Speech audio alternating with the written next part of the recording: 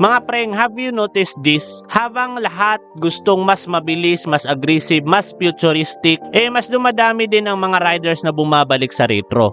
Bakit? Today mga preng, I tell you why retro bikes are not about the past. They are about confidence. Most rider thinks choosing a bike is about specs. Top speed, 0 to 100, horsepower. But let me tell you something most reviewers won't say. Mga preng, a motorcycle is not just a machine. It's a reflection of how you see yourself on the road. And that's where retro and neo-retro bike hit differently. Let's be clear first mga preng. Retro bike, old school look, round headlight, classic tank shape, simple line. Neo-retro bike, same classic design, but inside, fuel injection, ABS, traction control, digital displays, and LED lights.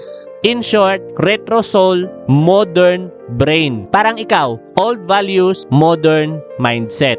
Retro looks versus modern look mga preng ha. Modern bikes, scream, look at me, I'm fast. Retro bike, whisper, I don't need to prove anything. On the road mga preng, modern bikes get attention, but retro bike get respect. People won't ask you, gaano kabilis yan? They'll ask, anong motor yan? That difference matters mga preng. Here's the psychology part mga preng. Retro bike slow you down in a good way. You ride more mindful, you enjoy the sound, the vibration, the scenery. Hindi ka nagmamadali, hindi ka naghahabol. And in a world that's always rushing, that feeling is luxury. Mga preng, another reason riders love retro bikes. Customization, seat change, handlebars, mirrors, tank paint, exhaust sound. Kahit simpleng mode lang mga preng, nagiging ikaw na yung motor. Hindi ka lang rider, you're a builder, a storyteller. Every scratch has a story. Every mood has meaning. By this year mga preng, dumadami na ang neo-retro options. From entry-level classics to premium neo-retro machines. Same formula, timeless design, reliable technology. Kasi riders today want balance mga preng. Style and peace of mind. Ayaw na natin ng sakit ng ulo.